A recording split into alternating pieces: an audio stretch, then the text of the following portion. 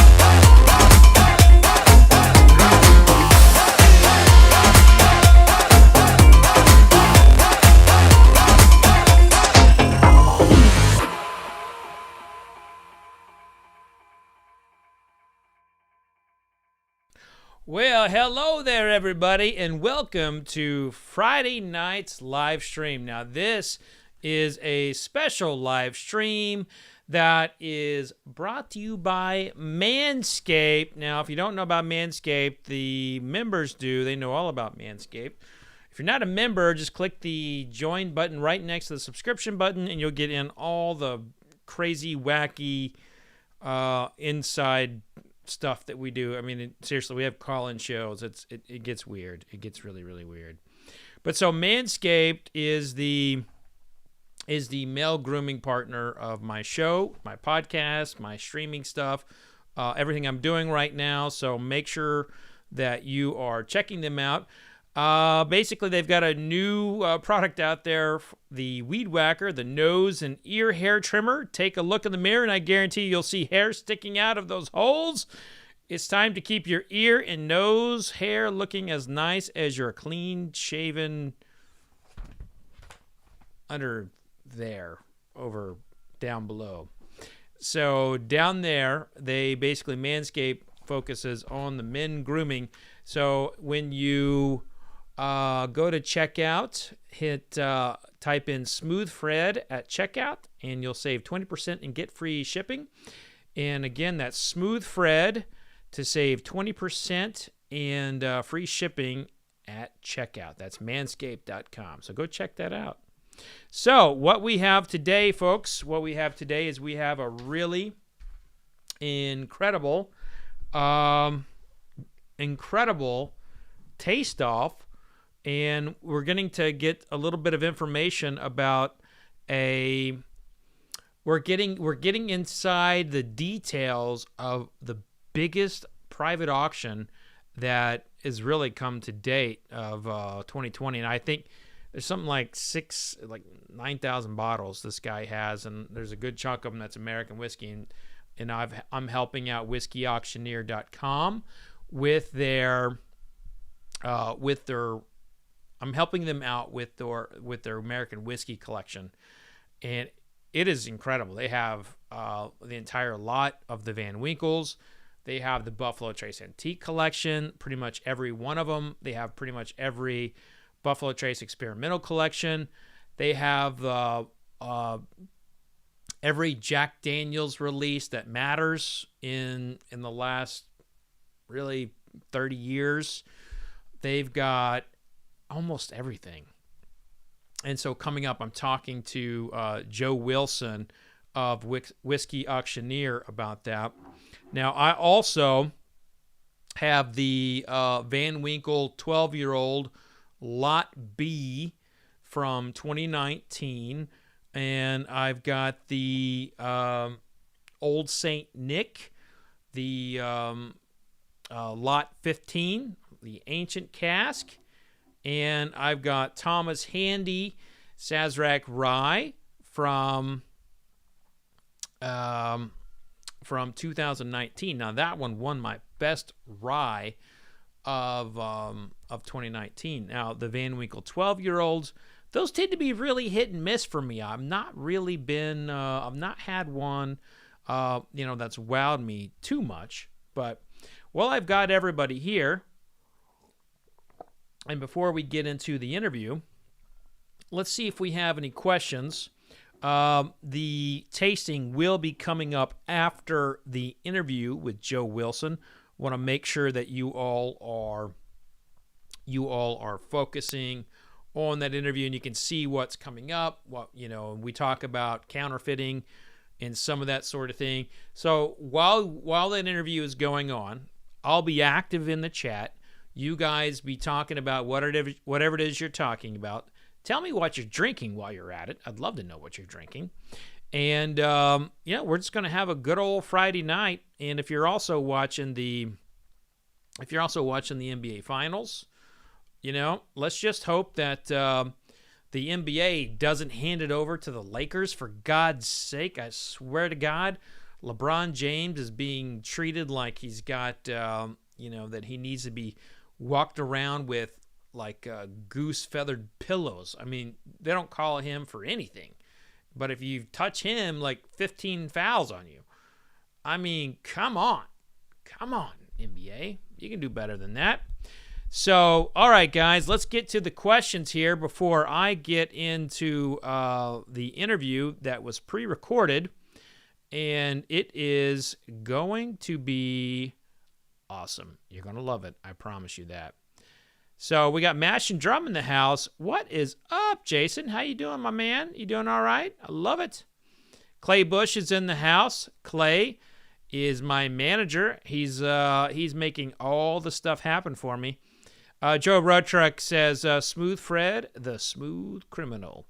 Listen, I'm having.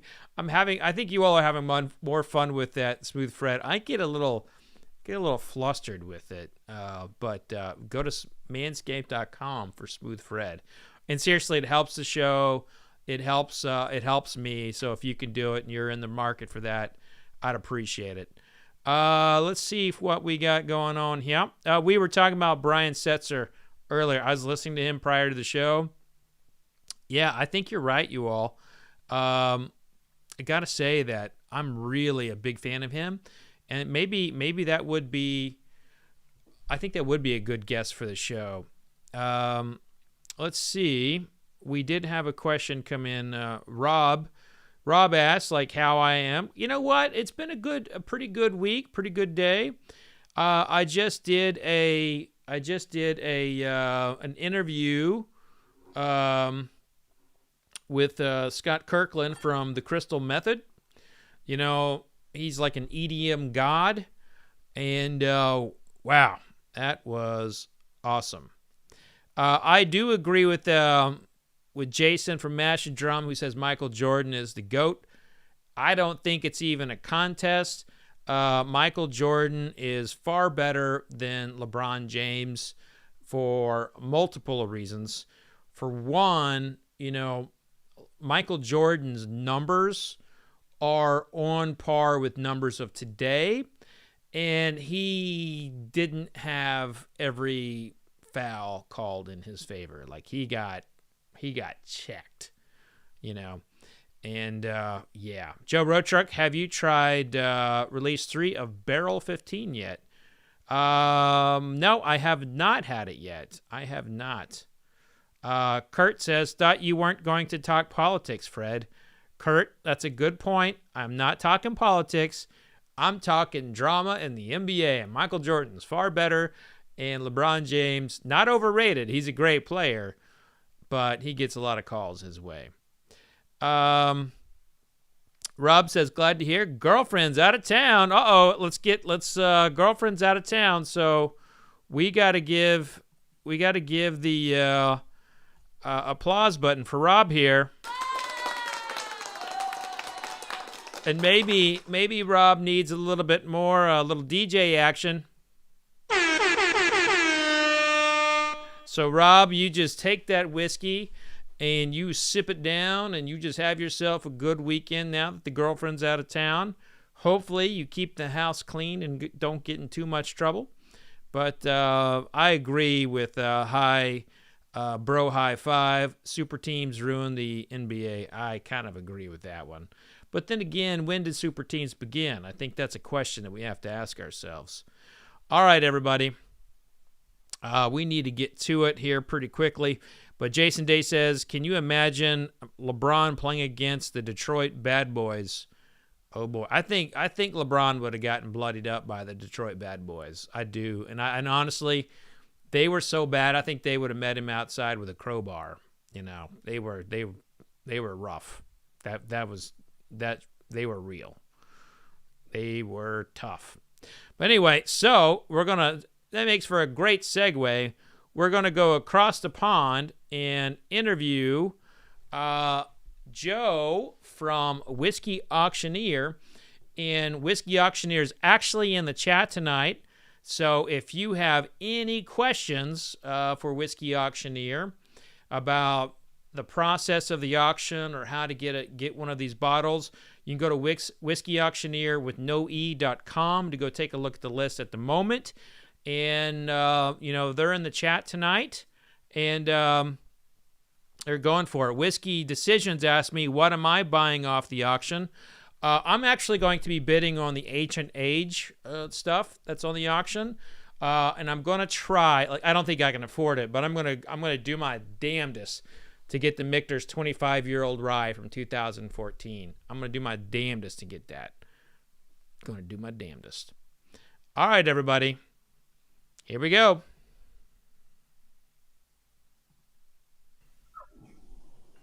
And joining me now from across the pond, Joe Wilson with Whisky Auctioneer. How you doing, sir?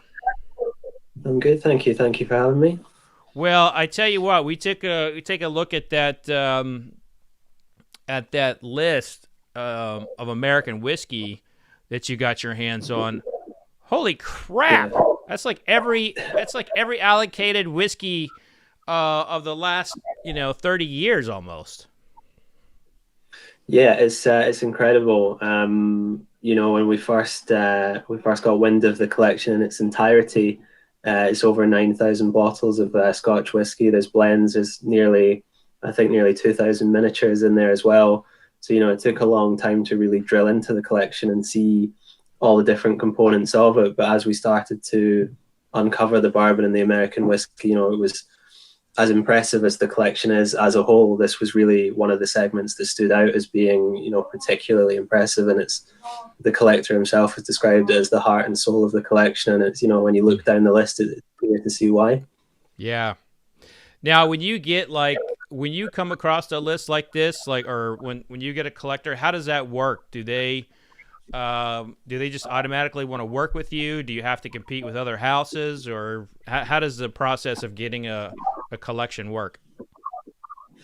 There are different avenues for this to take place. On this instance, the collection was kind of touted around to a few different auction houses, and you have to kind of pitch for it and put a proposal forward, which we did, and thankfully, we came out as the selected auction house to do this. I think one of the things that helped us stand out was that we have always taken a broad spectrum interest in all whiskey, not just Scotch whiskey. We put a lot of work into things like bourbon, and obviously Pat the collector is very much into his bourbon, and he wanted to go somewhere that was really going to have the same ethos as he had when he was amassing the collection, and put the kind of same love and attention into really exhibiting his bottles before, you know, the final sale.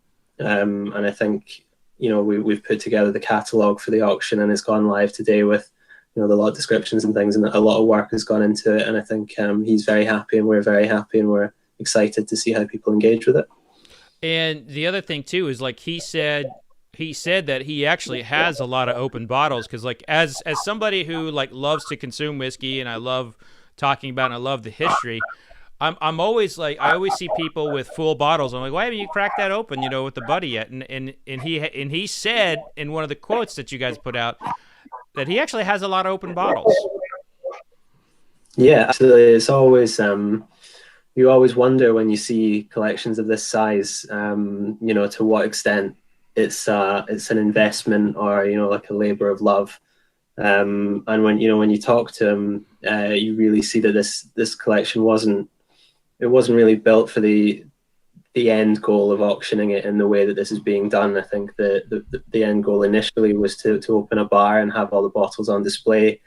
I think for him it was very much a journey of discovery into whiskey. He admits that when he started out around 2005, he didn't have any of the knowledge that he did now, and it's very much the more he found passion in the subject, and the more his thirst for knowledge was driven by collecting and putting together all the pieces from different series and different categories of whiskey. I think it's a journey of discovery for him, and you know, one of the things we always say when you want to learn about whiskey is you can read as much as you can, but there's no better way to do it than to open a bottle and to drink it. Yeah, and in fact, like, I've been covering whiskey for for 15 years now in January, and as much as I write and much of the history I've recorded, there's still something special about just cracking open that special bottle with some friends or some whiskey enthusiasts. It's just, to me, it's everything, you know. Yeah, absolutely. Especially, you know, working in the industry that we do, and in particular, you'll see a lot of whiskey. Like, all I do all day, every day, is just process information about different bottles of whiskey, and you see everything from blended Scotch from the late 19th century through to the most recent, you know, releases of bourbon, and then brand new distilleries that are opening up, and you're always just thinking about these things. So it's always a treat when you acquire a bottle, or you find someone with an open bottle, to actually get to try something for a change, rather than just talking about it. Absolutely. And then let's take a look at some of these, because you've got on this list, like, I mean, this is a who's who of great whiskeys. I mean, I'm talking about the A.H. Hirsch 1974 16-year-old, the dripping gold wax. I mean, come on. Yeah, I mean, it's we're very fortunate, particularly this auction house, to have seen.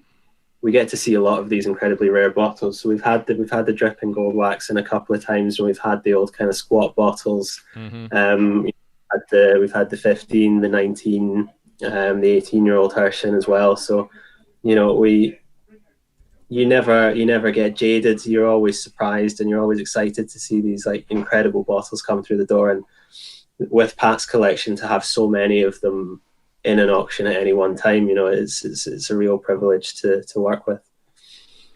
Yeah, and for the folks who have not tasted that one, I have. It is one of the most complex American whiskeys that, you know, I've ever had. Of course, it was distilled in Pennsylvania at the Mikter's distillery, and it just was. What is a note out of that particular release that just screams to you? Because for me, it just, when I think about the 1974, I just think of complexity. Yeah, I mean, it's always I always have the book title, you know, the Chuck Cowdery book title ringing in my ears anytime I see it.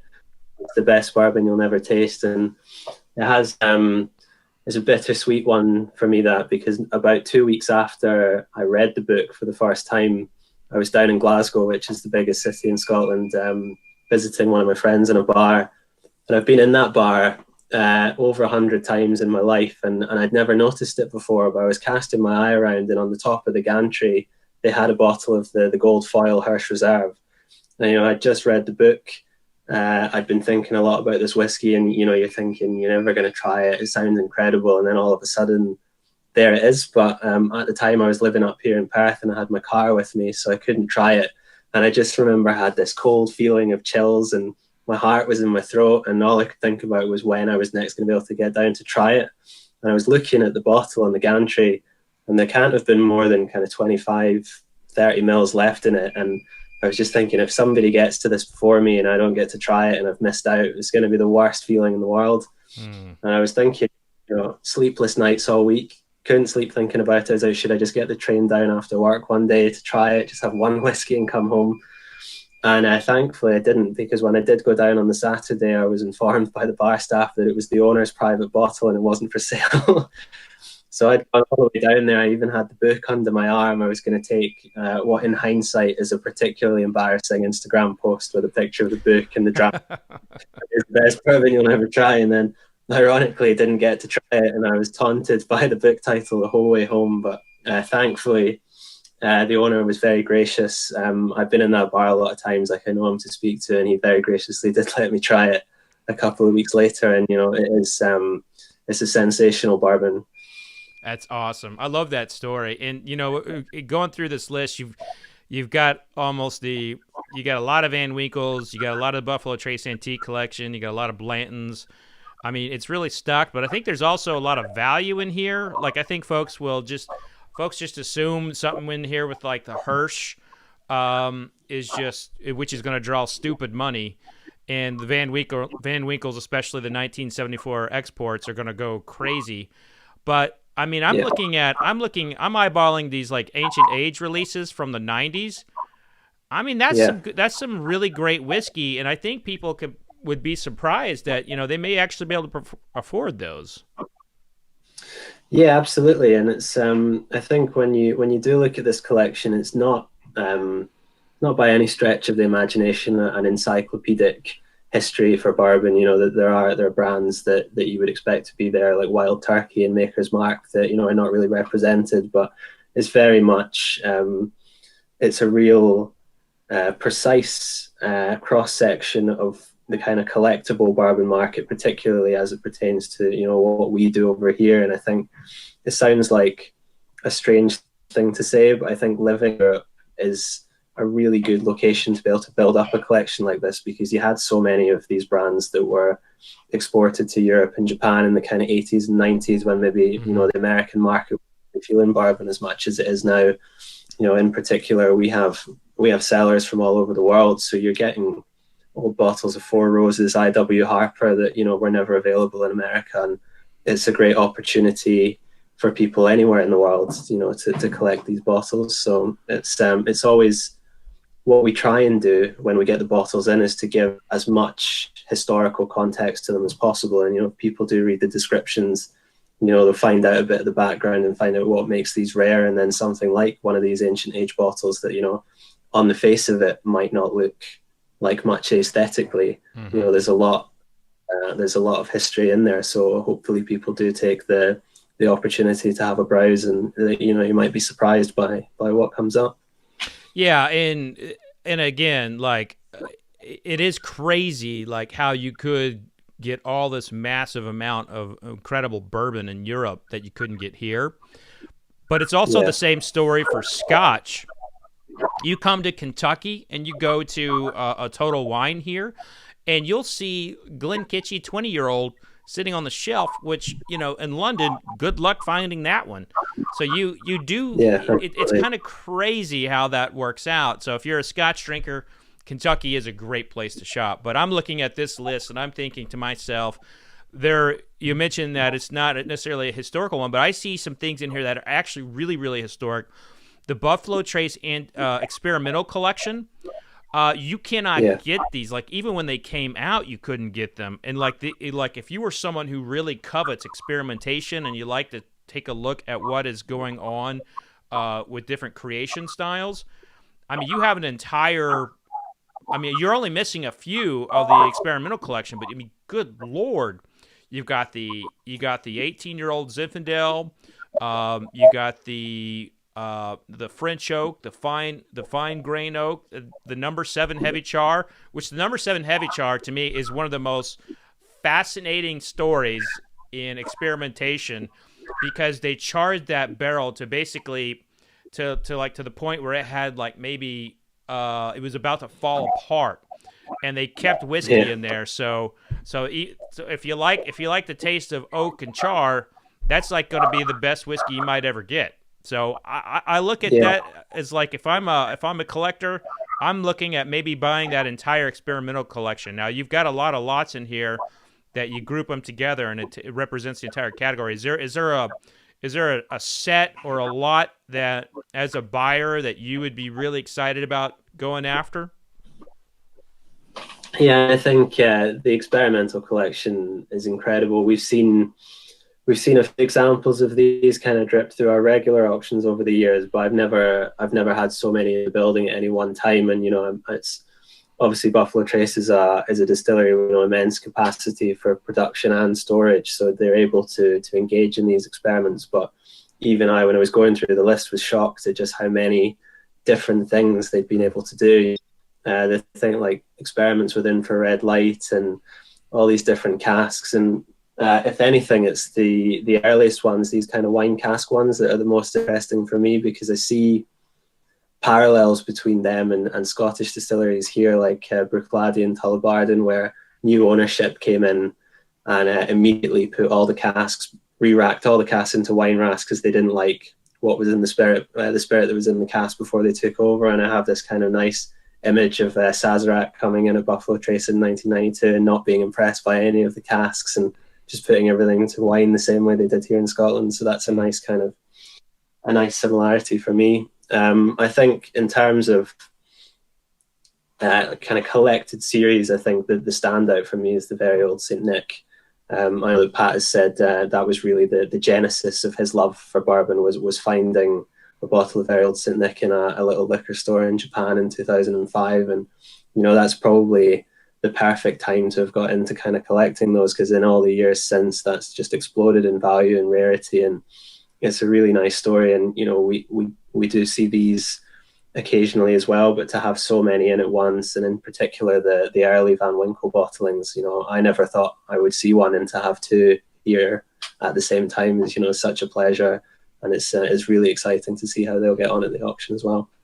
Yeah, when I was building the vintage library for the Bardstown Bourbon Company, I had I had a wish list of the things I wanted, and I would go seek for them. One of them was the Van Winkle dripping wax, red dripping wax, and I know how hard it is to find those. And there's also a good deal of fakes entering the market, and I think that's one thing that going to somewhere like going to whiskeyauctioneer.com is you get kind of you guys have a process that you make sure that these are legit. So talk a little bit about the provenance and how you're able to confirm that these are indeed legit whiskeys.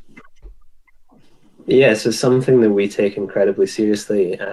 We do a lot of work on counterfeit whiskey and identifying them and trying to prevent their circulation in the market. And it's one of the most interesting things that people want to talk about that we do here, but it's maybe one of the least glamorous jobs, because it's very much just an accumulation of data over time. Like, we're so fortunate that we see 8,000 bottles come in and out the door on a monthly basis, and you can record every single time something comes in, the presentation from the wax that's been used, the glass codes, the type of paper on the label, and it's literally just a case of building up mountains of data about these things and being able to compare them, because unless you have tasted something and are able to taste it to compare it, You know, you have to be an expert about the outside of the bottle. You know, what we do as an auction house is we sell sealed, unopened bottles to people, so we don't have that luxury and that you can open to check something's real. So that the emphasis is very much on being an expert on everything that's outside of it. So. Mm-hmm. And you've got this entire the most counterfeited whiskey in the world is Jack Daniel's, and you've got like every notable Jack Daniel's release, you know, maybe of all time. Jack has a unique collector, and this is like the Jimmy Bedford, the Frank Bubba, of course. Frank's the grandson is the new master distiller. But you have like this incredible collection of Jack here. I was just mesmerized by it. Yeah. In particular, the decanters, and these are the ones that you do have to be incredibly careful with, because, you know, decanters of any form are probably the ones where we see the most counterfeiting taking place, because it's so easy to just pop the top off and refill it. So again, like, we're fortunate in that I think a lot of the decanters here, they've come via the European market, so they have the various tax stickers on them that we're familiar with, and we're able to date these to the correct period. And again, we've had them, not all of them, you know, like the Riverboat Captain and things, that's unique to, you know, this is the first time we've had it. But, you know, the bicentennial ones, the Roosevelt and the Belle of Lincoln, we've had these in the auction numerous times, so we're familiar with how they should look, with the color of the whiskey. And yeah, as I said, it's literally just a case of building up your knowledge to a point where you can be, you know, steadfastly resolute that, you know, just by looking at it without having to open it and taste it, that you know that something's authentic. And then you've got a bottle in here that is, I think would hold a special place in the hearts of a lot of bourbon fans. And that is a 1971 Stitzel-Weller, a 10-year-old Old Fitzgerald 1849. Now, Stitzel-Weller sold in 1972, so this would have been, you know, one of the last products under the time frame of the Van Winkles. And not that the whiskey changed or anything dramatically after that, because it really didn't. They kept the same people there. Norman Hayden, you know, was president, and the distillers stayed on. But you're looking at just a little piece of history there, like one of the last Stitzel-Wellers that would have been actually a part of the Van Winkle family entirely. Yeah, and it's something that we have always tried to draw attention to with bottles like this, is that kind of the time period where Stitzel-Weller was managed by the Van Winkle family, because it's such a nice story, and it's a real kind of cornerstone for people who are maybe new to the world of bourbon, and you know Pappy Van Winkle as a brand, but you maybe don't understand, or you maybe yet to learn who he was as a person, and it's this really rich history and this real vein of history through bourbon. And we're always very keen when we get these bottles into stress, you know, this is, you know, in this instance, this is the last year, or, you know, the last complete year where the distillery was owned by the Van Winkle family.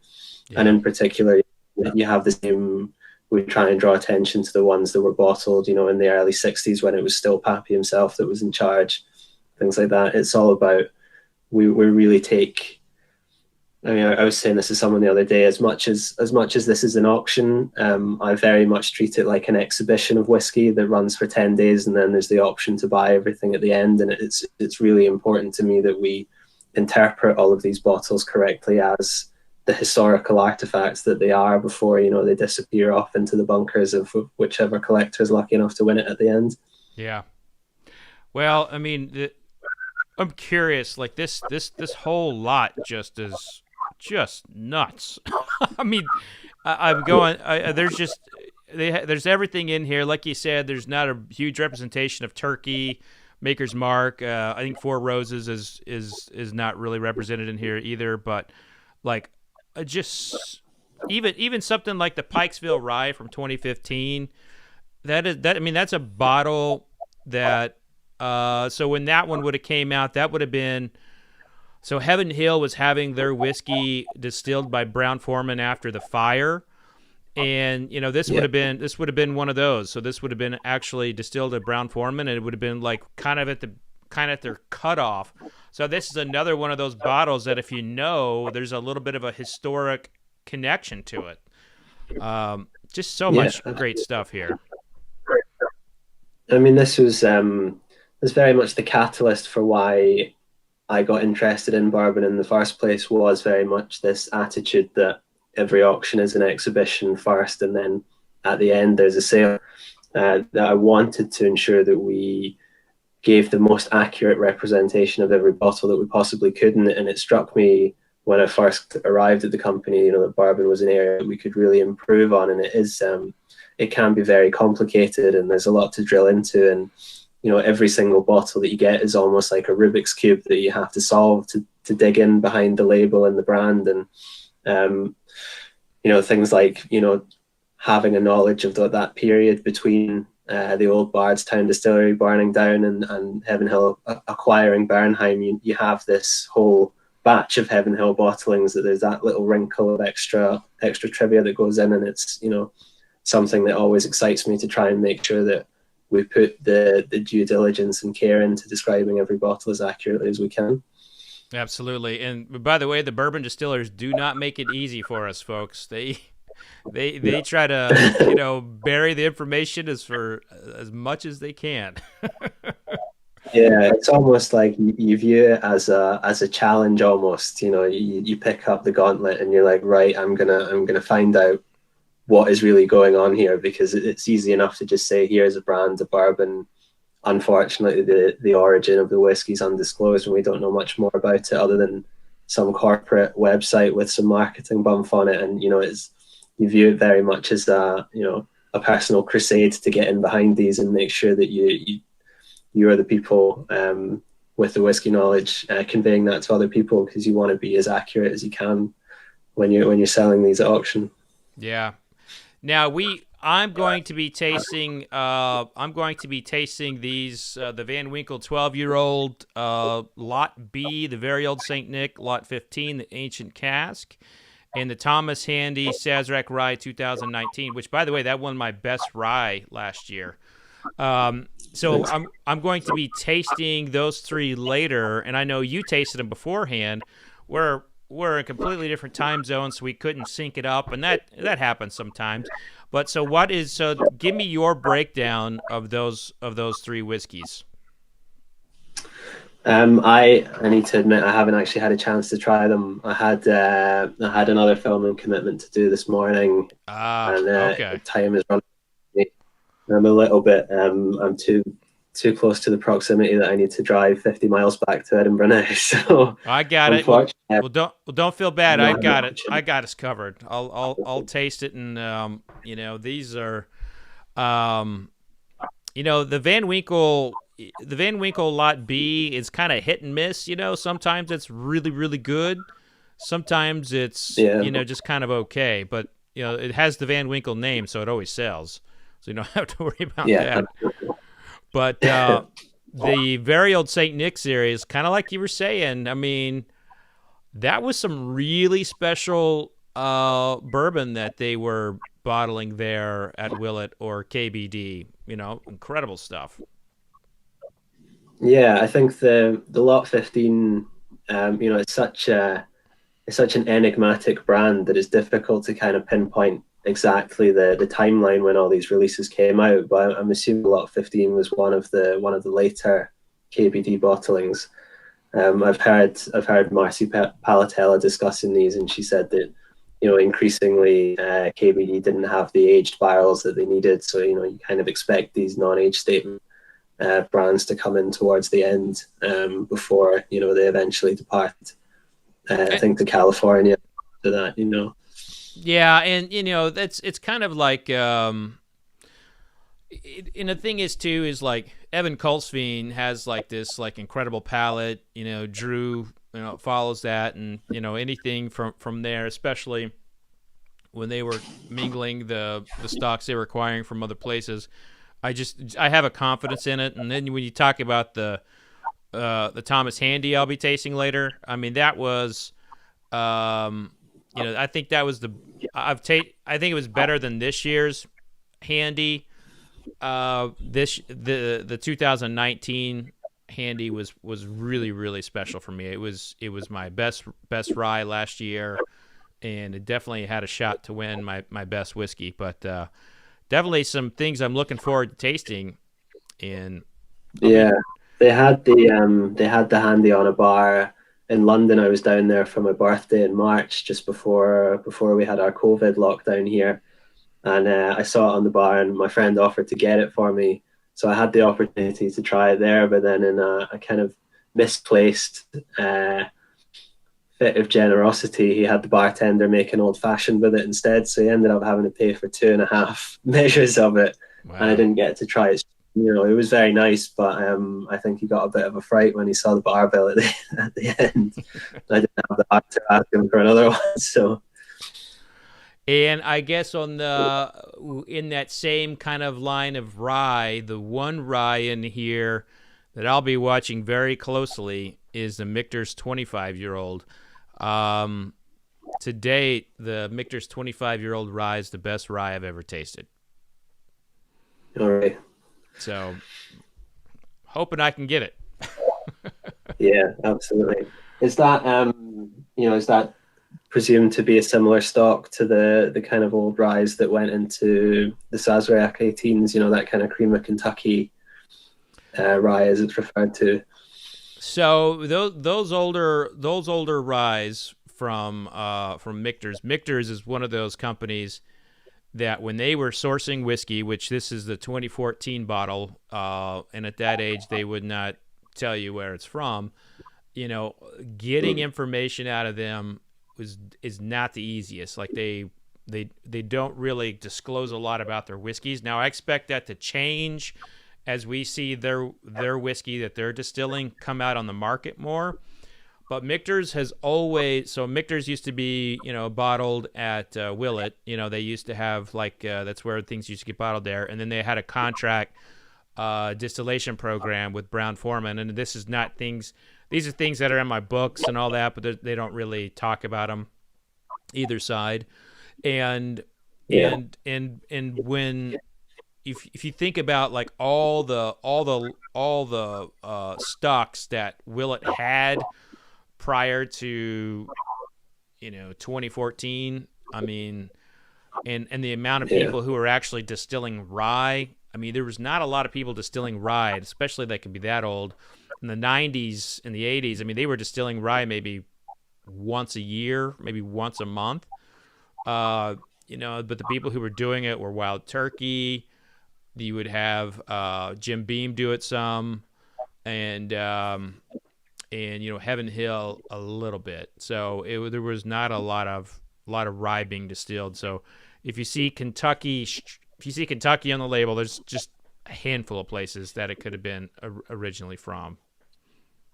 Yeah, I mean, these are we get Michters through the auction regularly, but it's more these kind of the kind of core range, if you will. Mm-hmm. And it's rare for us to see these kind of old age statements coming through. So it's exciting to see how these are going to get on.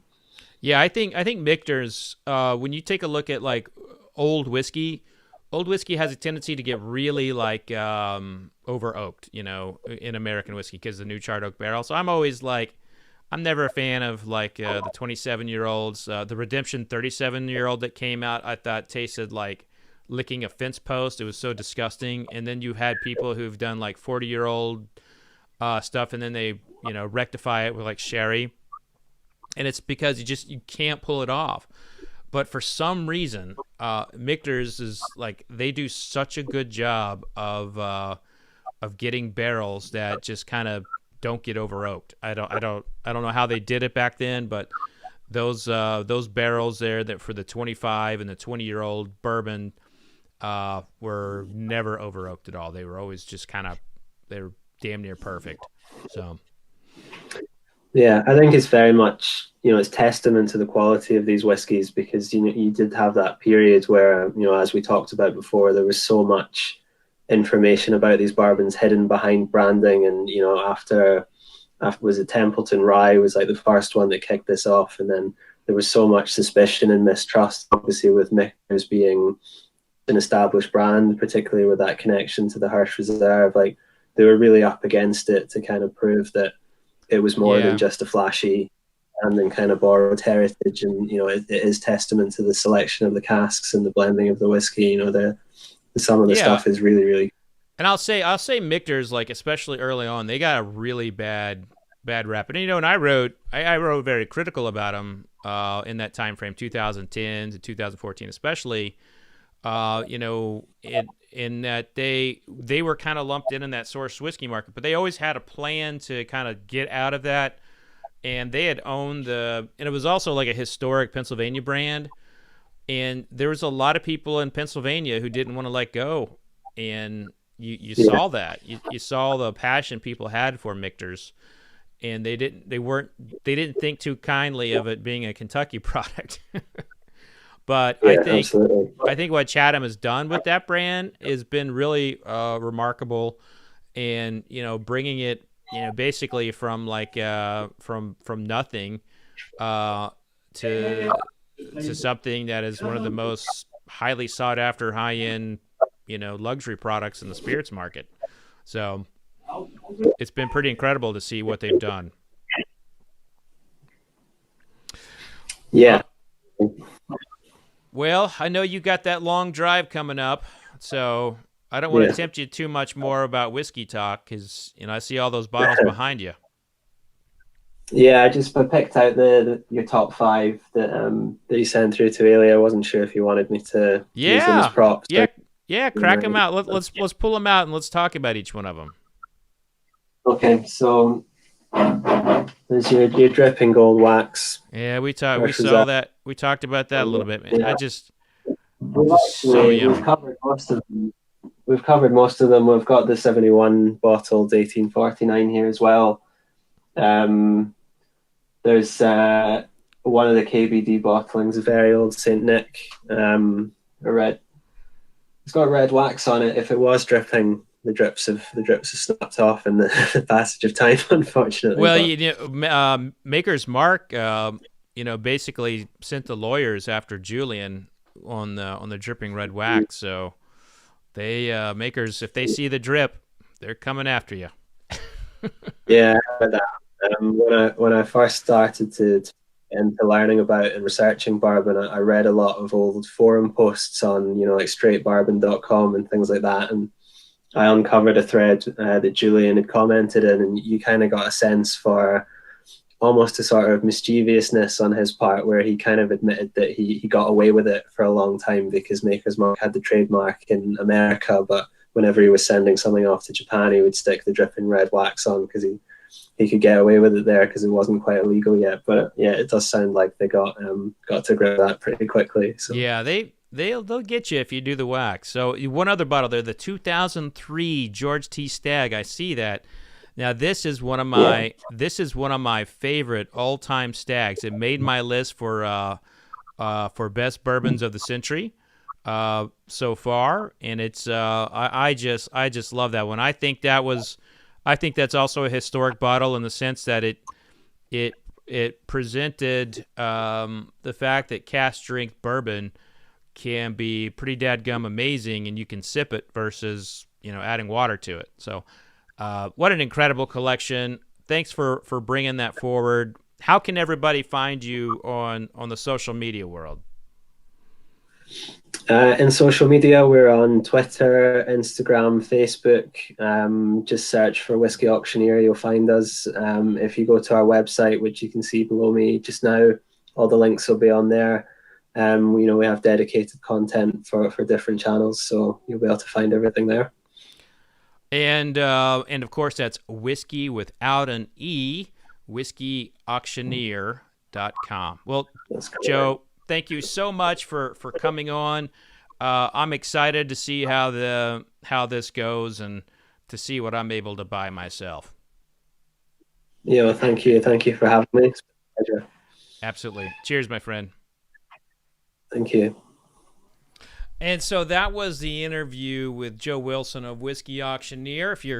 If you haven't been to whiskeyauctioneer.com yet, make sure you're heading over there so you can sign up to get in on the auction.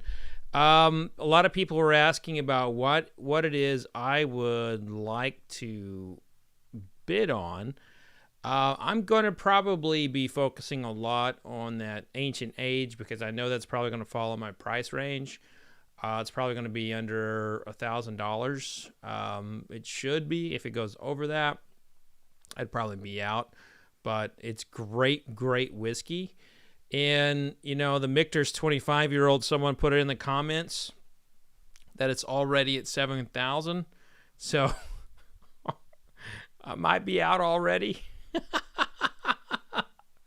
But I'm dead serious when I tell you that is the best rye I have ever tasted.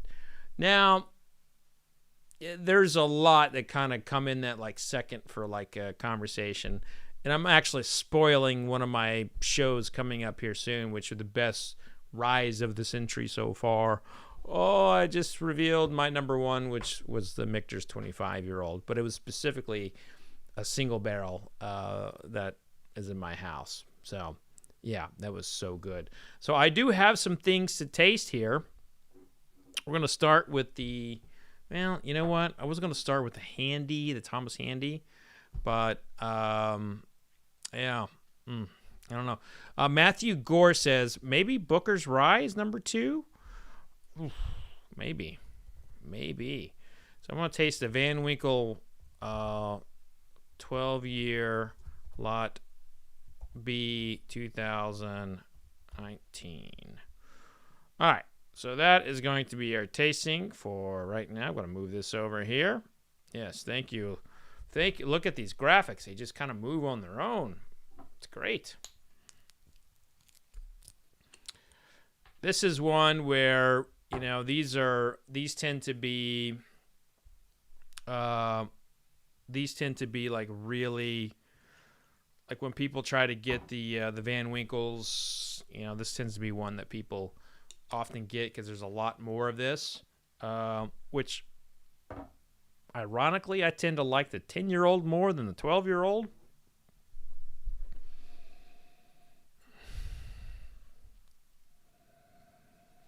So I'm getting a nose of banana,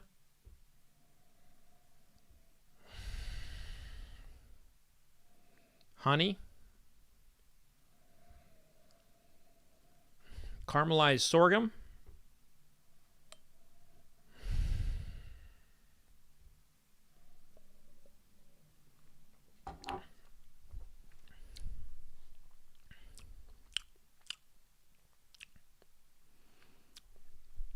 coming in a little hot for me. Got some spice to it. A little back end of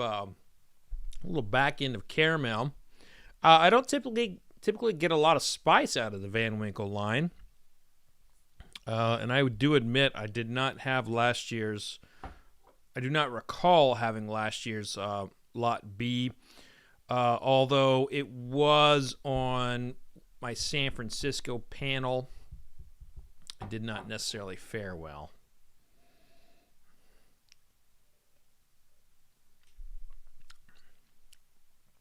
Fruity, spicy, touch of caramel, but it's going to sell. It's going to do fine, but it's not.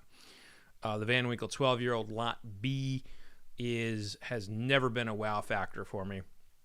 Someone asked, what is my favorite of the Pappy line or the Van Winkle line? I've always been such a huge fan of the 15-year-old. I think the 15-year-old is the one release that, since they have kind of, moved away from Stitzel-Weller whiskey to Buffalo Trace, it's the one that's really held up and remained consistently good. The 20-year-old's hit and miss now. The 23-year-old is consistently over oaked, but that 15-year-old, year in, year out, is right there. It's right there. It's very, very good. So I'm going to go ahead and move on to Old St. Nick.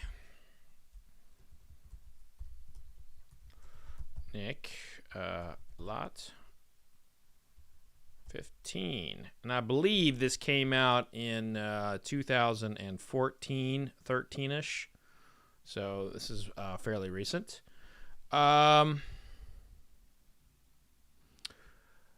Simon asks, do you think the 12 lags the other for you? Others is the lower proof. Simon, I want to try and make sense of your question. I want to make sure I answer it properly, but I'm not quite understanding it. If you're asking me if I think it lacks in quality because of the lower proof, no, I don't know. I don't think that's necessarily true. Colorado OB asks, did I calibrate this evening? Did I ever? I calibrated all right. Don't you worry. Brian Mackey, I've had the 10, 12, 15, 23. For me, weirdly enough, it's kind of a tie between the 10 and 23-year-old. That is a weird tie. But, hey, I dig it. Carson Laurie, I'd love to see you taste some of the old Carter line, especially Batch 5. Now, I've had old Carter before, and I have been meaning to taste them on the show. So it is something that I'm with you. I'm going to make sure that I make that happen. So keep on me on that, because I won't stop. Jason Day asks, is Saint Nick in the silver wax top? Actually, I just got a little sample, and I have not looked at the bottle, but I can do a quick Google. My memory of I have typically not been one to seek out Old St. Nick, but I'm going to the Google for you, Jason, to see if it is indeed the silver wax top. Okay, so we got a photo right here on whiskeyauctioneer.com, and it is indeed a silver wax top. Boom. So if you haven't, man, whiskeyauctioneer.com is really a great resource just in general if you're like geeking out on bourbons and stuff. It's just so cool to check it out. And you know, I saw Doug mention that it reminds him of like the Markham car shows. I was just talking about that today, and actually might be doing a show similar to that. So giddy up. Okay, so I'm on the Old St. Nick. I'm thinking some like walnuts. Fresh cracked walnuts.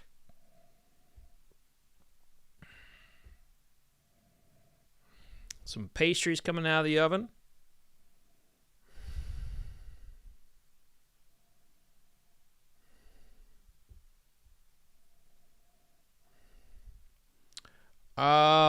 Nokumsim Club says he's confused by St. Nick. Is there any of their present stuff worth seeking out?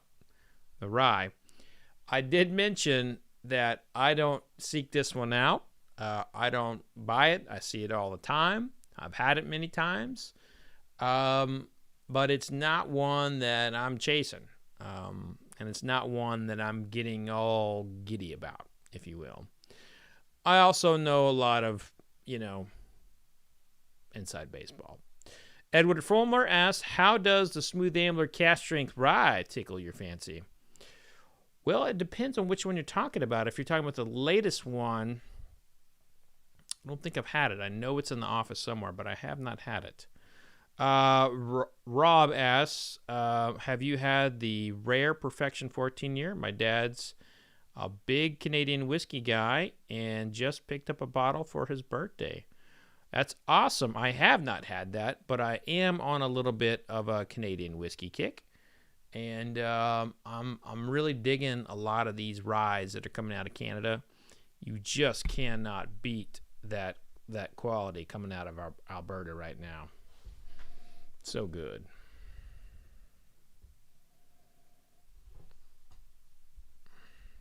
Making sure I get all these good questions in here.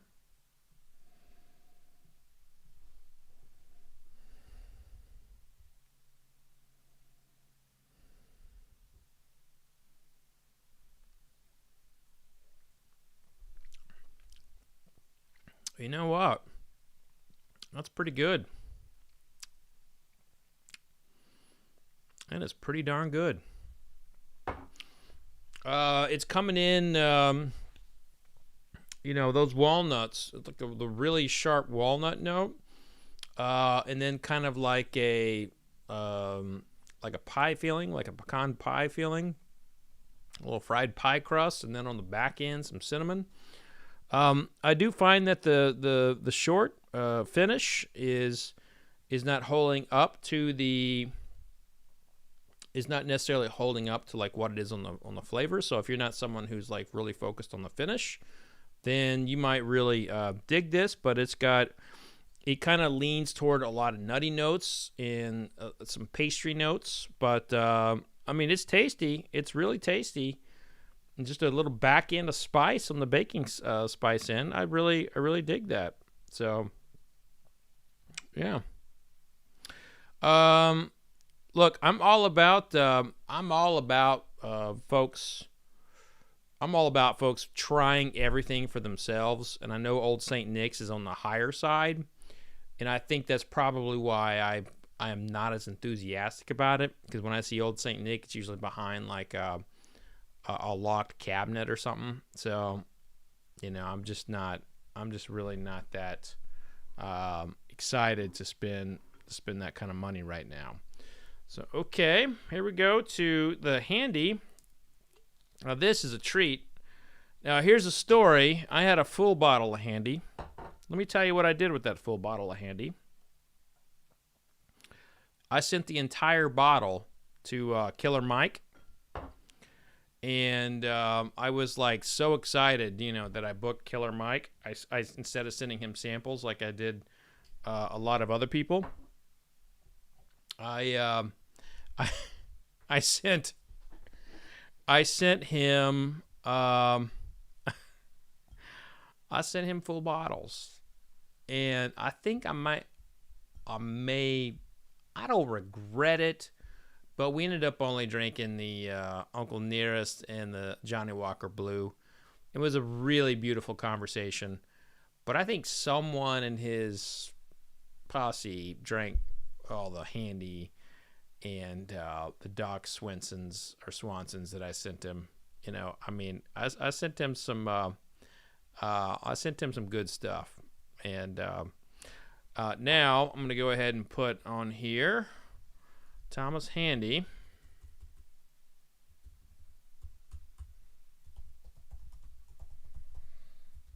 In 2019. So the I usually send the sample bottles, but now when sometimes I send the full bottles. So for like I just booked Ludacris, and I'm sending him full bottles, so very excited about that. Oh God, I love this rye. Just all those classic beautiful herbal notes that you want. That black licorice just right on up in there. Rye toast coming right out of the toaster. Rye muffins, just spreading them on out and slapping that butter in the middle of them. I love this rye.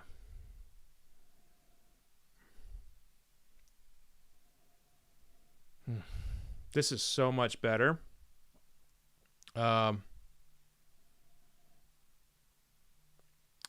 This is so much better than this year's handy. The 2019 handy, I really, really liked it. This won my best rye last year.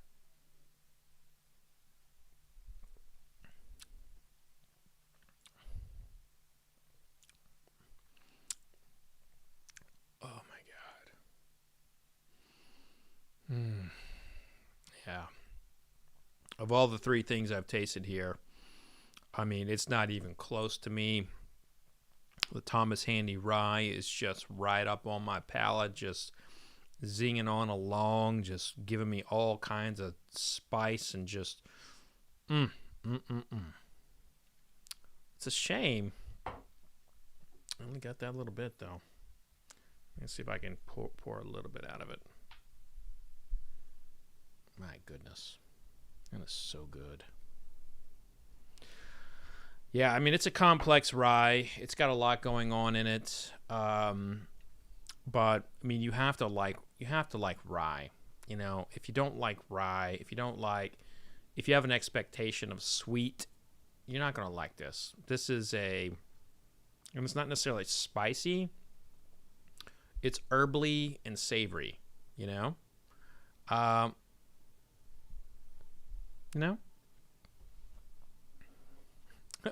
Alan says, Fred sends full bottles to his interviewees. Okay, feel free to interview me any day, okay? You know what, Alan, one day. Watchman, by the way, Watchman 999 is a new member, a part of like the YouTube membership community. If you'd like to become a member, all you have to do is click the join button right next to the subscription button. We get ourselves into a little bit of trouble afterward. We call it Phil Chiltering, but it's a good time. It's a good time. I'll tell you this too. We're gonna do we'll do a live stream right after this, a members only live stream right after this, and I'll crack open the we'll go to the website. We'll go to whiskeyauctioneer.com together, and we'll take a look at what's going on the auction. Yeah, sound like fun? Could be a good time. You know, maybe we even throw in a bid there. Maybe we throw in a bid. Yeah, we'll do that.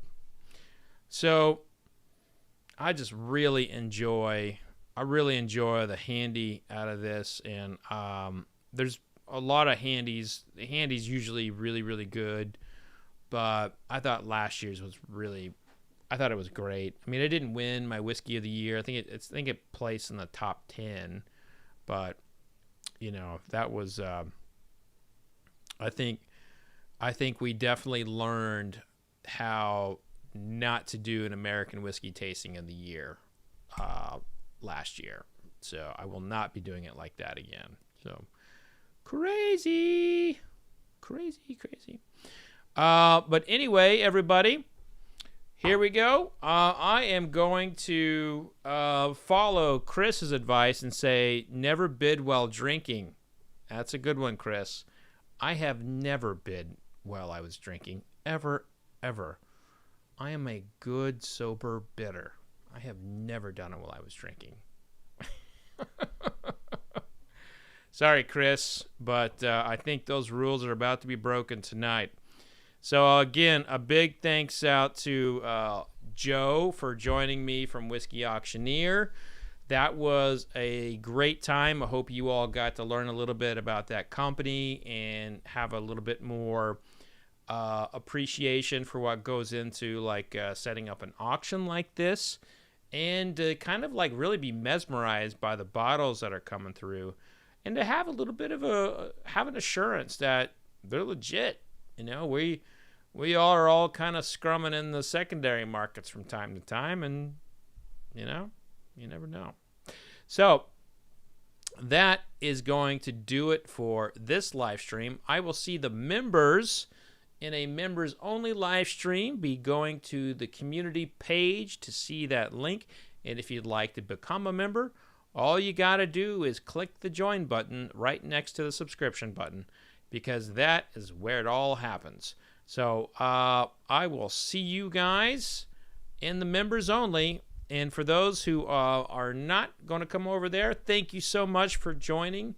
I hope you had a good time tonight. And be safe out there. Be kind to one another. And remember, vodka sucks unless it's being used for hand sanitizer. Cheers.